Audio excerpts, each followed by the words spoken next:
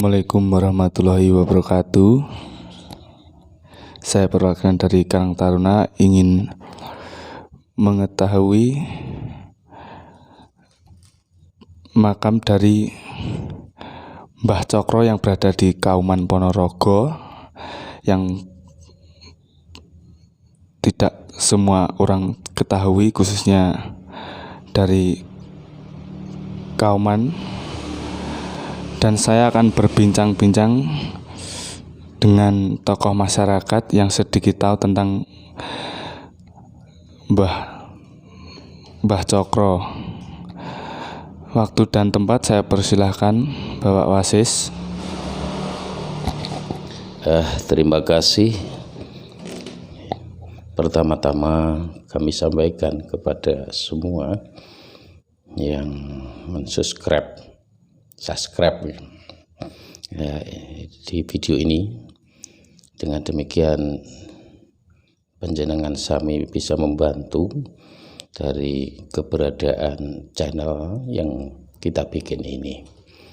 Rasa syukur kehadirat Allah yang Maha Kuasa yang telah membuka mata hati, mata pikiran para generasi muda terutama di Karang Taruna ingin mengetahui sejarah tentang punden yang berada di Desa Kauman, terutama yang dikenal dengan nama Mbah Cokro. Hal tersebut telah saya digali sejak kemarin, namun sosialisasinya ke semua pihak, baik khususnya masyarakat di Kelurahan Kauman. Ini Karang Taruna kok ingin menudah macam sejarahnya. Hal ini merupakan suatu yang positif bagi generasi muda untuk bisa melanjutkan perjuangan makam Mbah Cokro, tindakan langkahnya untuk kemerdekaan Republik Indonesia. Berdasarkan Babat Ponorogo yang kami baca, memang di sini terpisah-pisah keberadaan cerita itu sendiri, jadi harus teliti dan seringkali untuk dibolak-balik untuk menautkan cerita siapa sebenarnya Mbah Cokro tersebut. Dengan demikian bisa lebih detail, lebih rinci, dan lebih mengetahui langkah, tindakan, dan pengorbanan Mbah Cokro sendiri. Mbah Cokro keberadaannya sesuai dengan buku Babat Ponorogo, yaitu merupakan laskar Diponegoro. Jadi pejuang pengikut daripada Pangeran Diponegoro, dan tidak lain adalah putra dari Kiai Tegasari yang kedua yang beristrikan putri Keraton Solo. Sebenarnya nama muda Mbah Cokro itu adalah Raden Mas Betot, mempunyai perawakan yang tinggi besar, hitam, mempunyai watak yang keras dan tegas. Dalam perang Diponegoro, Raden Mas Betot selalu ikut dalam peperangan Diponegoro untuk melawan Belanda.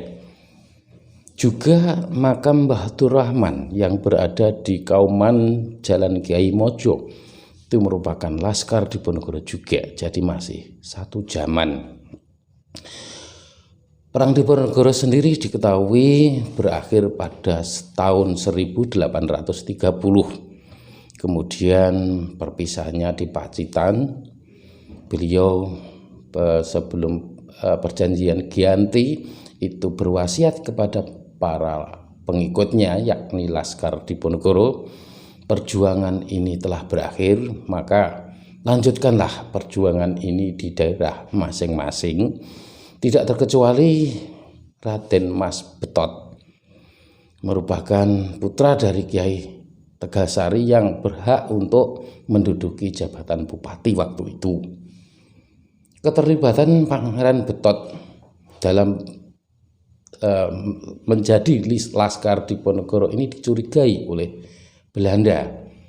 Makanya Pangeran Betot tidak diakui sebagai Cokronegoro I oleh Belanda, sedangkan dari golongan bawah mengakui bahwa Cokronegoro I itu adalah Raden Mas Betot.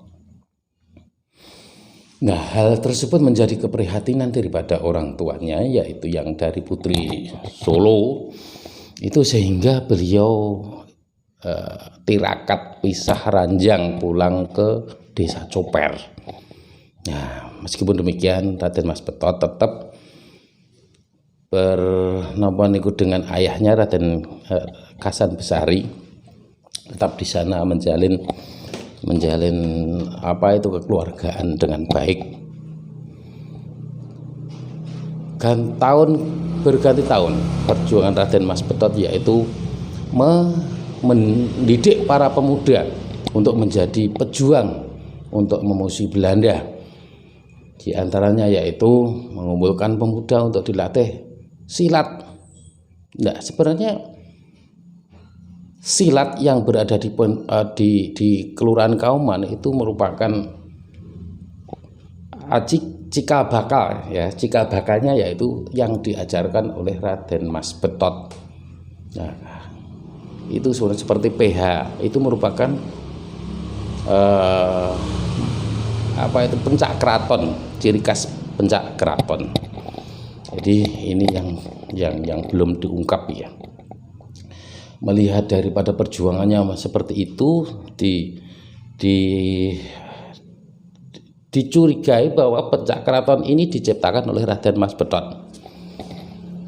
Raden Mas Betot dalam perjuangannya mendidik pemuda dan sebagainya, terus perlawanan terhadap Belanda. Raden Mas Betot banyak si pemuda-pemuda itu melawan Belanda dengan cara mengampak atau merampok. Yang dirampok adalah perkantoran Belanda saja. Nah, dalam hal ini menjadi keresahan daripada Belanda. Akhirnya Belanda mengumumkan bahwa siapa saja yang bisa menangkap Raden Mas Betot hidup atau mati akan diberi kekuasaan, seperti itu. Nah, hal ini dipergunakan oleh masyarakat yang pada zaman dulu yaitu berseberangan dengan Raden Mas Betot. Itu di antaranya Wedono Balong.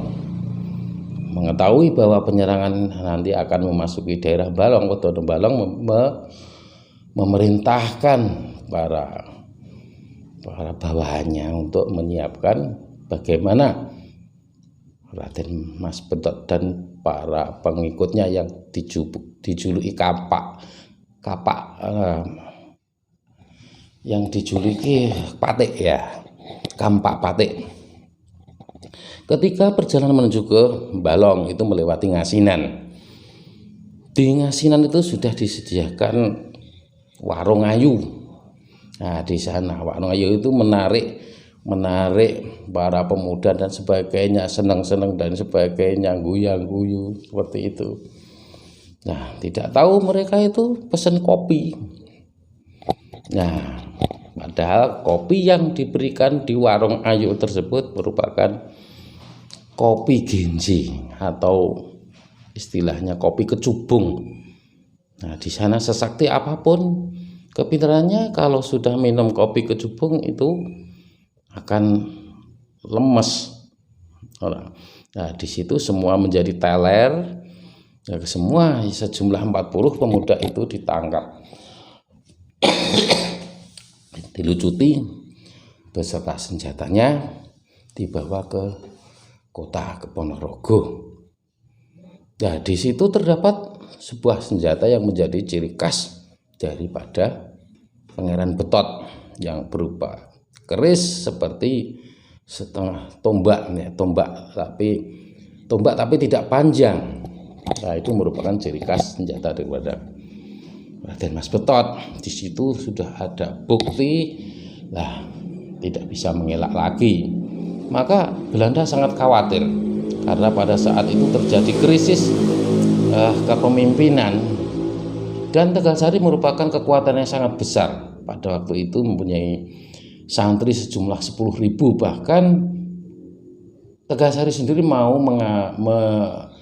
menjadikan tanah Indonesia yang sekarang ini syariat Islam atau yang berbau-bau Islam seperti itu, kan mempunyai peraturan sendiri ya, sudah punya undang-undang berdasarkan mungkin kitab hadis atau apalah, tapi itu tidak disetujui oleh Belanda. Nah, karena itu sejarah panjang sebelumnya, karena itu Kiai Tegasari itu cerita sebelumnya ya.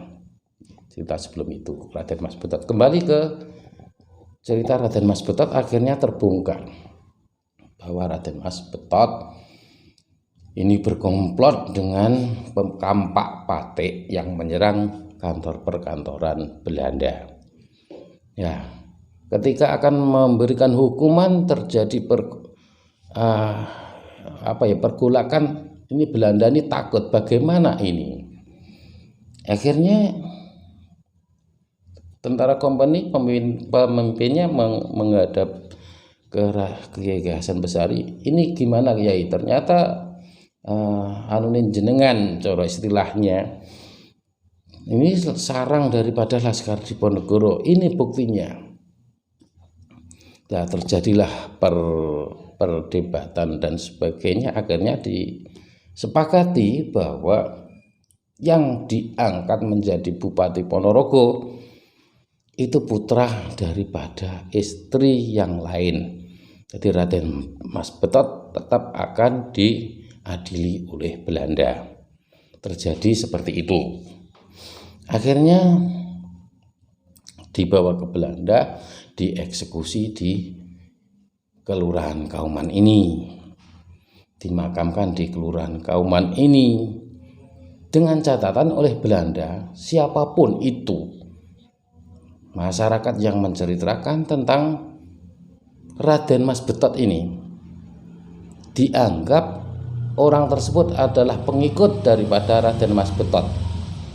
Nah, hal tersebut masyarakat menjadi takut untuk bercerita dan sebagainya. Maka diciptakanlah bahasa-bahasa walian, bahasa rekmak. Nah, sampai sekarang ini ya masih tren ya. Tapi tidak selengkap yang dulu. Misalnya kah duh treng, aku gak ngerti. Duh yap, orang bayar. Wah, seperti itu bahasa walian. Nah, sebenarnya kalau diambil hal yang positif itu sangat banyak. Di antaranya PH itu perlu pelestarian dan pengembangan. Itu peninggalan daripada Raden Mas Betot. Terus yang dikembangkan lagi bahasa walian seperti ini, kemudian dipakai untuk kerang alam ya, seperti itu, tapi tidak seperti yang kita pakai ini bahasa rekmak walian seperti. Jadi itu merupakan lahir seiring dengan cerita Raden Mas Betot yang ketangkap, diadili dan dimakamkan di Kelurahan Kauman. Nah, hal yang perlu ditiru dan dicontoh adalah kegigihannya, ketegasannya untuk melawan Belanda. Ya, ini kepada semua yang khususnya masyarakat Kauman ini harus dilestarikan kegigihan daripada Raden Mas Betot untuk melawan Belanda sesuai dengan wasiat dari Pangeran Diponegoro, yaitu untuk berjuang di daerahnya masing-masing. Kalau di Kauman ada Mbah Durrahman, kalau di Mangkujayan ada Mbah Awit, ya itu satu zaman semua Laskar Diponegoro. Terjadi setelah 1830 ya, seperti itu.